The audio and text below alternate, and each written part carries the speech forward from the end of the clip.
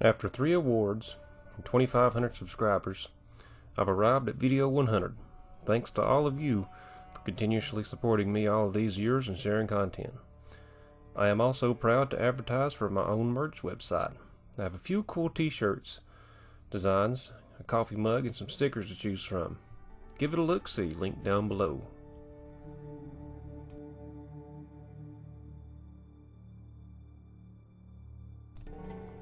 Historically speaking, the most important minerals that have came out of the Tennessee dirt have been iron, bituminous coal, lead, zinc, and phosphate. Iron ore was the most significant in the earliest years of the state, with interest in the iron ore deposits found in the upper area of East and Middle Tennessee in the 1780s and 1790s. One of the earlier settlements founded on iron production was Cumberland Furnace, which came to be in 1797 by founding father James Robertson. Other important names included Robert Baxter, Montgomery Bell, and Robert Steele. Most of those guys and a few others learned their trade in the northern states and brought their knowledge with them to Tennessee. Now, the basis of the pre-Civil War southern iron industry was the cold blast charcoal furnace, which produced pig iron and other cast iron products. But what was the first forge, though? Now, that info seems to be scarce, so maybe one of my viewers that's more educated on the subject will point us in the right path. But I'll note, too, that I've come to find out about. One of the earliest bloomeries that I've come to read they've been called was Baker's Forge, which is now under Norris Lake. It was established on Cedar Creek at the mouth of Sugar Hollow in Campbell County. Now, the ore was hauled in from Big Creek Gap, Lord have mercy, which is now called La Follette. Another more well-known forge would have been Love's Blast Furnace on the East Fork of the Little Pigeon River, which was founded in 1810 and became part of the namesake of Pigeon Forge, although this forge was dismantled and moved up to Kentucky after having not produced since 1860. I've been unable to track its current location. Perhaps it was demolished after some time. Believe it or not, in the first half of the 1800s, Tennessee actually led the Southlands in pig iron production at around 50,000 tons. However, once the Age of Steel was brought about by the same conditions that caused the Panic of 1857, pig iron production would go on the decline in favor of the much more sturdy steel. By the end of the Civil War, less than a dozen iron works were in business, after others, such as the Tellico Iron Works, was destroyed so effectively by Civil War soldiers that it could not be rebuilt. Further, after the advent of blast furnaces and other modern forging techniques, the Cumberland Furnace would forge the last pig iron bar from a Middle Tennessee iron forge in 1942. Since the 1900s, Tennessee has all but disappeared from the national iron mining ranks due to its inaccessibility and low quality. Only a few small and sporadic operations still exist in the state. However, in its heyday, the closest competitor and companion to iron was bituminous coal, which has been a common mineral ever since it was found. Now, us mountain folk had been mining the coal since the early 1800s, and perhaps even earlier than that, getting back into the settlement period.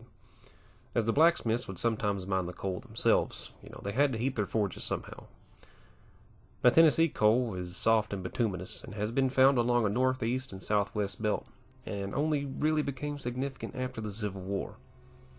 By the 1850s, large-scale coal mining had begun, and by the 1870s, northern businessmen would begin buying up huge lots of land for large-scale mining operations.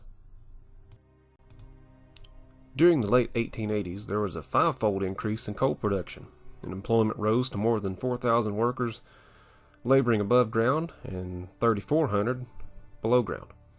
The value of coal produced was nearly $2.3 million by this time.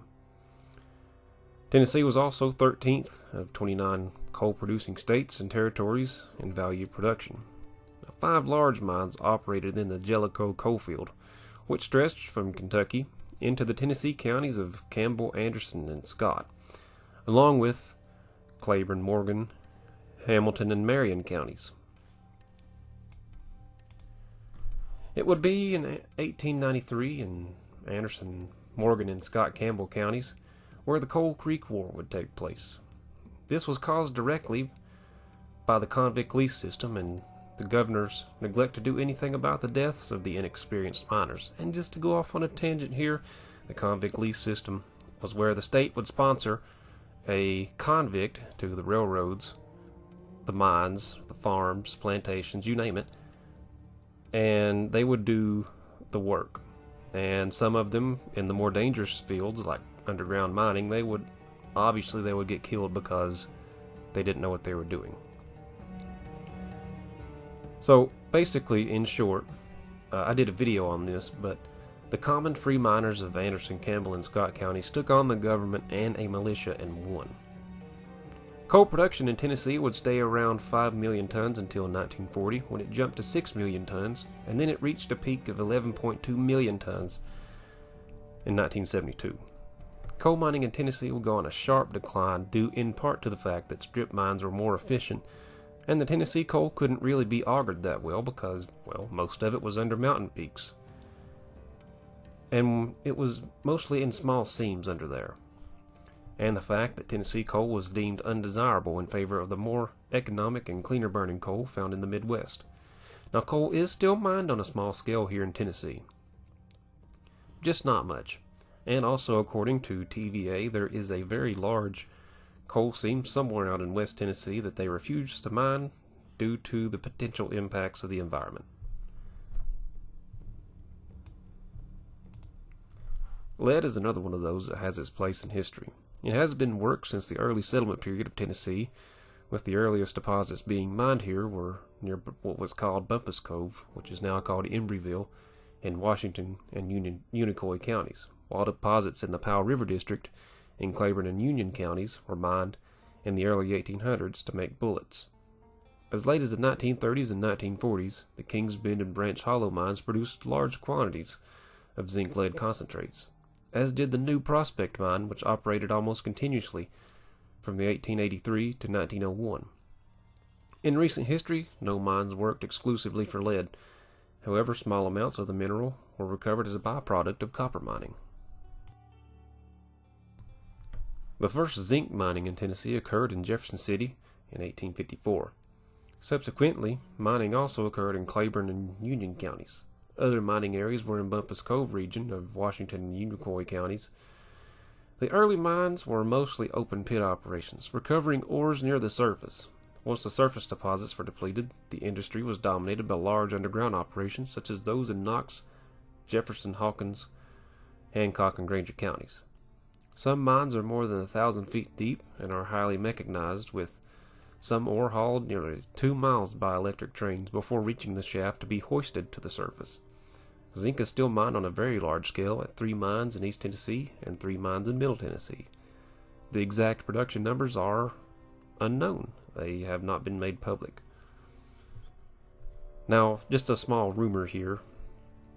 Us folk in Jefferson and Hamlin counties have often heard the rumor that on a good quiet day you can hear the nearest star mine in Jefferson County.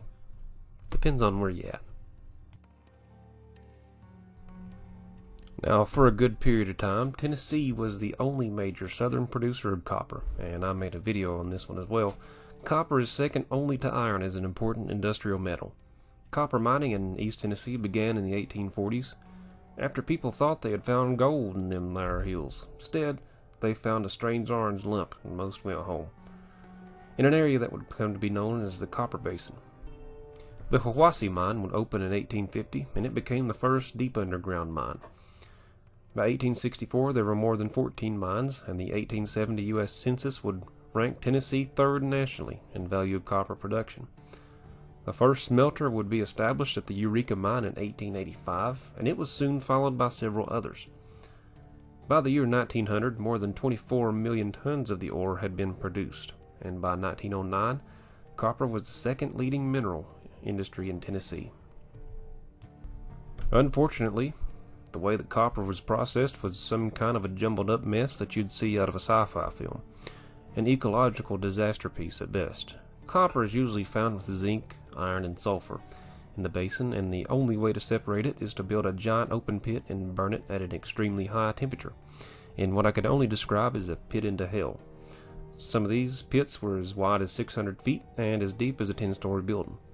Fuel for these fires came from the surrounding forest, which I guess they thought it was a limitless resource, but it was not too long before every tree in sight had been burned.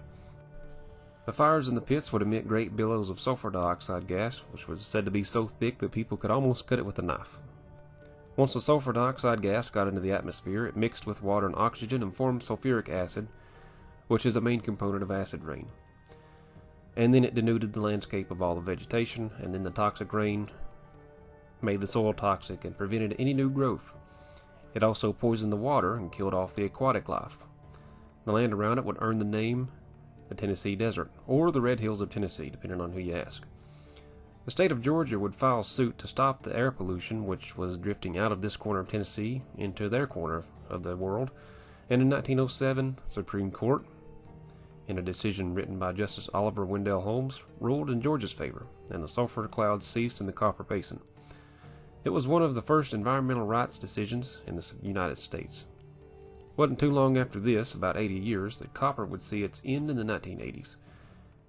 And the Copper Basin would come to a halt and would begin healing, and has since become an EPA mega project at fixing what was messed up. That's all for today, folks. I've already covered another biggie, marble, and I may make another video about limestone. But you can find the marble video in the description below. Now, I have more interesting videos on the way, so be sure to check them out whenever they roll out.